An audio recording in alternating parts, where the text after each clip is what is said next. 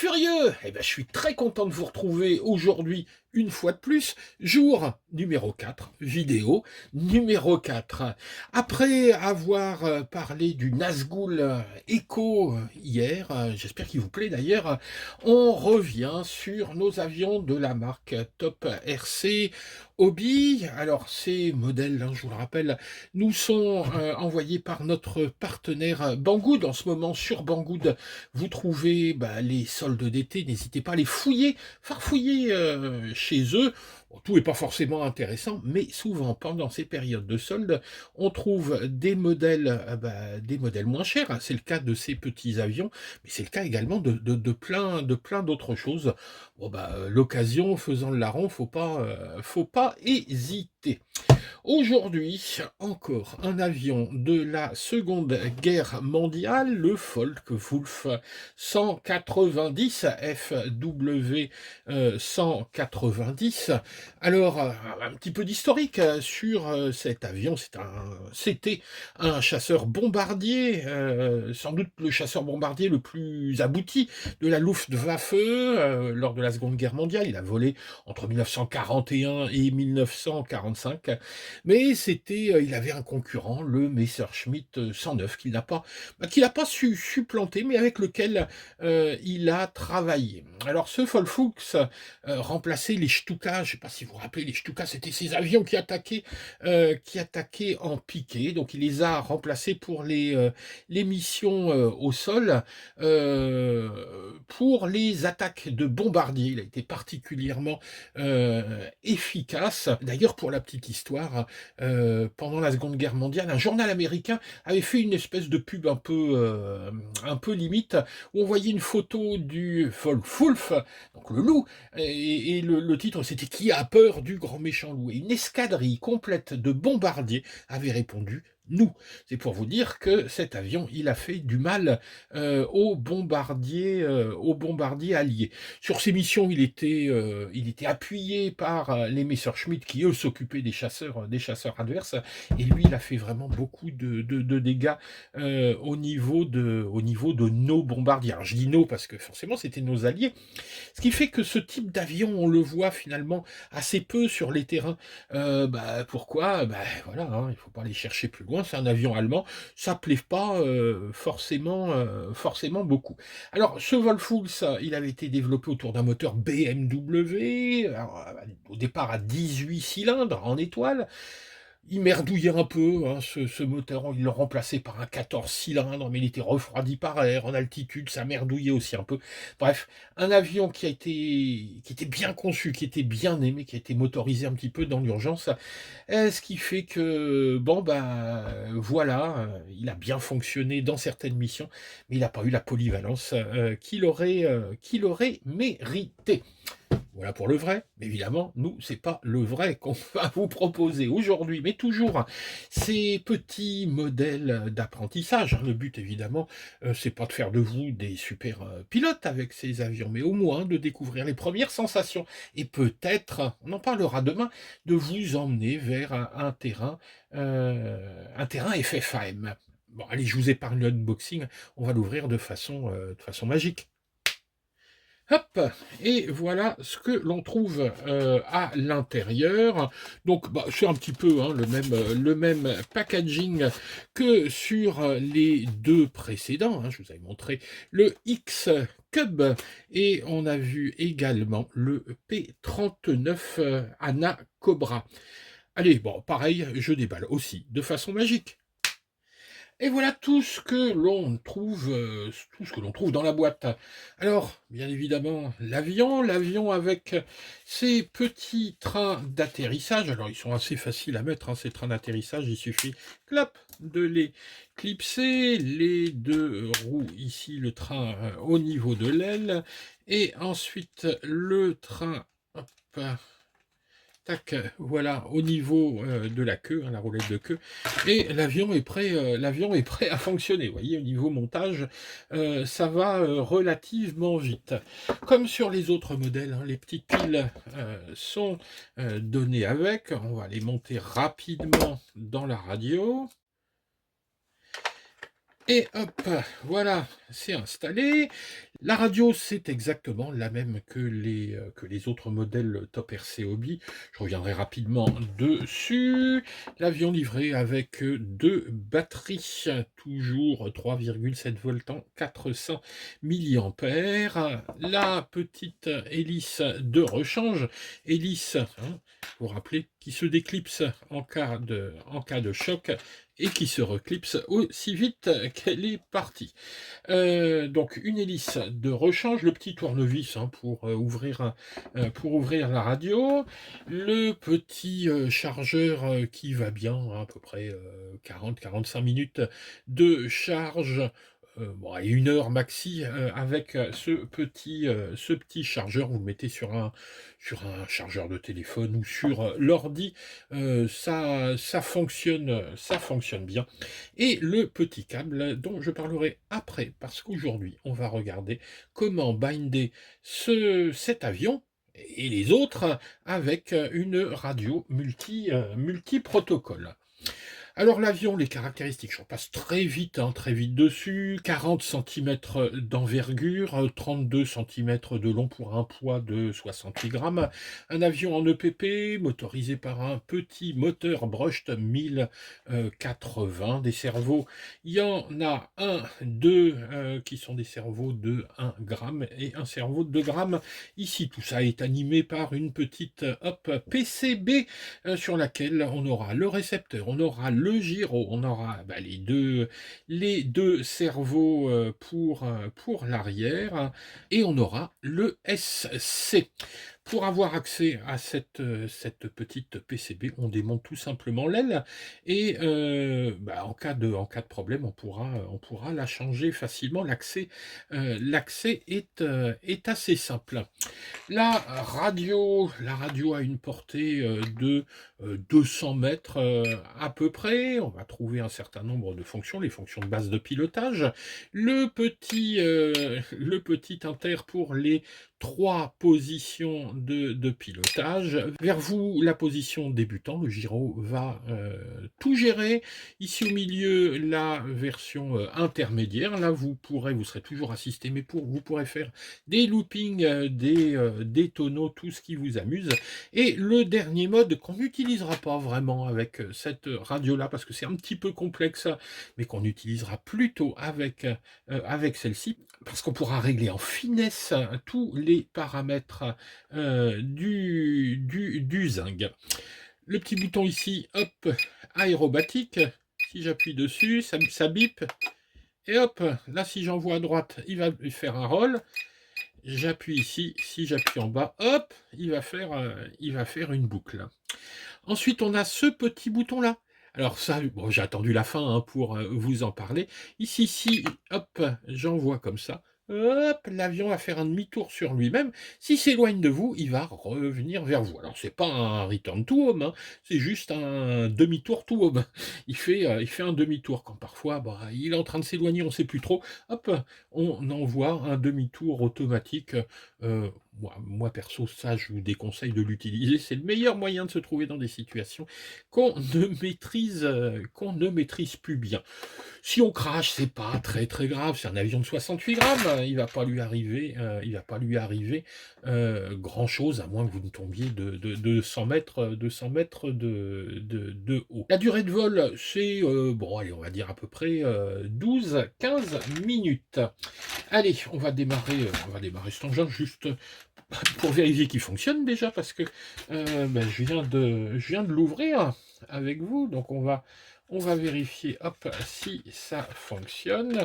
On branche la petite batterie, on la met à la verticale, hop, on ferme la porte, l'avion est allumé. Ensuite, on allume la radio, on fait haut, bas, voilà. Donc ici, c'est appairé. On a ici, les ailerons, ici la dérive, ici la profondeur, et attention, hop, ici, les gaz. Bien. Alors, cette radio, ok, elle est bien. Mais est-ce qu'on peut pas faire mieux? Alors, c'est vrai qu'on a toujours la position débutant, hein, bien assistée, la position intermédiaire, assistée pour faire des acrobaties, mais Quand on passe en mode expert, les débattements sont pas forcément parfaitement réglés, on n'a pas d'expo, bon ça c'est des termes que vous apprendrez ensuite et il nous faut pour cela une radio qui va être une radio, de meilleure qualité. Alors première possibilité, on va utiliser une radio Spectrum et là on va démonter l'aile et sur la petite PCB, on va brancher ici, ce câble. On pourra donc à l'extrémité ici installer un micro-récepteur Spectrum. Deuxième solution, on va utiliser une radio S-Bus, hein, de type FR Sky. L'appareil, on se branche, mais sur le port hop, S-Bus de la PCB et on branche nos petits récepteurs de drone, par exemple les micro-récepteurs qui s'intégreront bien à l'intérieur. Et enfin, dernière possibilité, et c'est sans doute aujourd'hui la plus intéressante, on va utiliser une radio multiprotocole. Moi, j'ai ma TX16S, mais il y a plein de radios multiprotocoles chez Radiomaster, chez Jumper. Bref, vous connaissez ces radios. Alors, on va regarder déjà tout d'abord comment régler notre radio. Bien, alors la première chose que l'on va faire au niveau de la radio, c'est l'allumer évidemment. On va créer un modèle avion. Ici, je l'ai déjà fait. Vous avez l'habitude sur votre radio. Je l'ai appelé ici Top RC Hobby. J'ai pas encore mis de photo. Alors, je l'ai appelé Top RC Hobby tout simplement parce que avec ce modèle-là, je vais pouvoir commander tous les avions de la gamme Top RC Hobby. Première chose à faire, vérifiez si dans votre module 4 en 1 de votre TX16S ou de votre Zorro, de votre Boxer, est-ce que vous avez bien le bon protocole Top RC? Pour cela, on va aller dans le modèle et on va aller au niveau du module interne qu'on va activer. Hop, on va aller dans Multi. Et ensuite, on va chercher le protocole qui se trouve à la fin. Le voici, le protocole V761. On clique dessus et ensuite on va dans les sub-protocoles, c'est-à-dire les petites nuances de ce protocole. Et il y en a plusieurs. Alors on a tout d'abord 3 CH, on a 4 CH et normalement on a Top RC.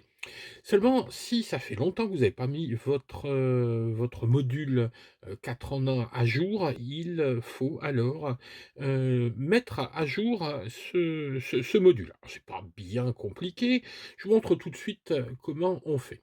Alors, première chose, on va sur le site, je vous mettrai les liens en dessous, le site multi-protocole. Et là, première chose, on va sélectionner notre radio.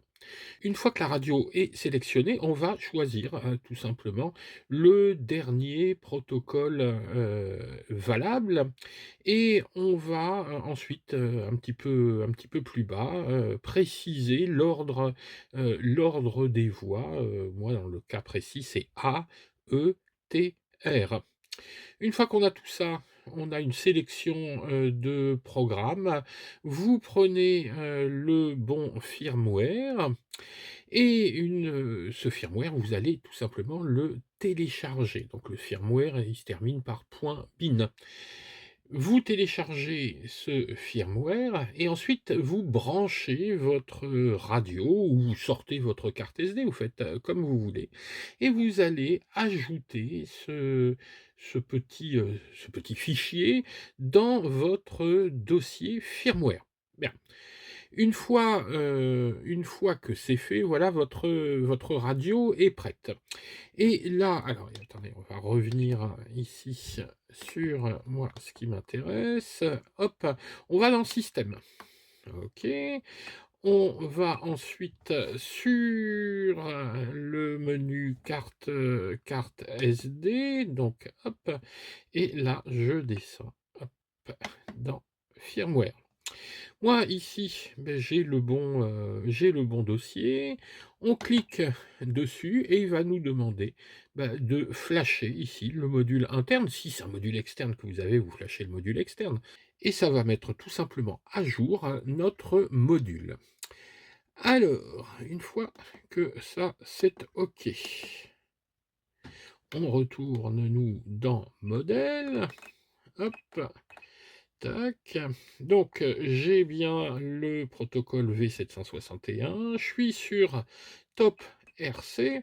Là, je vais choisir bah, le numéro de récepteur qui m'intéresse. Alors moi, je ne sais plus trop. Oui, il ne faut pas mélanger avec les récepteurs que vous avez déjà. Donc, on va laisser 63. Et là, on va tout simplement faire bind. Seul petit truc, évidemment, c'est que sur ces avions Top RC, le bind se fait à chaque allumage. Et ben là, il va falloir à chaque fois binder. Bon, c'est pas trop embêtant, hein, vous allez dans modèle, vous appuyez sur bind et puis c'est point, hein, ça va fonctionner. Allez, on va essayer ça directement sur l'avion. On allume bah, tout simplement l'avion, hop, voilà. Et on retourne ici, nous, dans modèle. Et hop, on va faire bind. Hop, et voilà, c'est tout. Il n'y a que ça à faire. Et regardez ici. Voilà, alors attendez. J'essaye de tout vous montrer en même temps. Hein. J'ai les ailerons, j'ai la profondeur, j'ai ici la dérive, et hop, hop, hop, j'ai le moteur. Il n'y avait pas grand-chose à faire. Si quand même, juste un truc que j'avais oublié de vous montrer, ça se trouve ici sur la page Mix. Eh ben oui, parce que il va nous falloir, évidemment, pouvoir contrôler les différents modes de vol. Ici, je suis en mode débutant, mais j'ai pas accès aux autres modes. Alors, ce que je vais faire ici, regardez, on va aller sur le channel 5. D'ailleurs, on pourra intégrer, regardez ici, hein, il y a un tableau pour intégrer toutes les fonctions de l'avion là-dessus. Là, je vous fais que le channel 5. Je choisis ici un inter. Bon, je vais prendre l'inter C, par exemple. Hein, il faut cliquer avant. Hop, je choisis l'inter C, et puis, bah, puis c'est tout. Et puis je reviens. Voilà. Et maintenant, bah, mon interc, tout simplement, va me donner les différents modes de vol. Ici, je suis en mode débutant. Ici, je suis en mode hop, intermédiaire. Et en bas, et regarde, écoutez, il n'y a plus rien. Je suis en mode expert. Et là, c'est ce mode expert qui, évidemment, maintenant va nous intéresser. Parce que vous voyez que ces commandes, eh ben, je vais pouvoir les modifier, je vais pouvoir les régler, je vais pouvoir mettre de l'expo. Bref, je vais pouvoir régler mon petit zinc exactement comme un grand avec ma radio. Donc ici, bah, j'ai intégré l'interposition. Je vais pouvoir également intégrer la calibration. Je ne vous remontre pas la calibration, vous avez compris le principe. Allez revoir la vidéo sur le P39. Il y a besoin de le calibrer en mettant les sticks sur le côté. Mais ici, je peux mettre ça sur un inter. L'aérobatique, hein, les loopings, je peux mettre ça sur un inter. Le demi-tour, je peux mettre ça sur un inter. Bref, on va pouvoir programmer tout ça à l'intérieur de notre radio. Voilà pour notre petit... Hop. Ouais, je m'en lasse pas avec la radio. Notre petit FW190, je vous le rappelle, envoyé par notre partenaire Banggood qui fait ses ventes d'été aujourd'hui. Alors, si nos petites vidéos, parce que ça je ne l'ai pas dit depuis le départ, si nos petites vidéos vous plaisent, n'oubliez pas à mettre un pouce vers le haut. Tous les liens sont en dessous, que ce soit pour les protocoles, parce qu'on est là avant tout pour vous aider, mais également nos liens affiliés, parce qu'évidemment, ce ne sont que ces partenariats qui font que la chaîne peut exister et qu'on puisse comme ça vous présenter plein de petits produits qui vous plaisent, en tout cas j'espère qui vous plaisent. Bon, allez, assez discuté, mon petit père Kane, faudrait peut-être aller voler mon gars. Eh ben, on y va. Allez, et puis à demain, il nous en reste une à faire. Ciao les gars!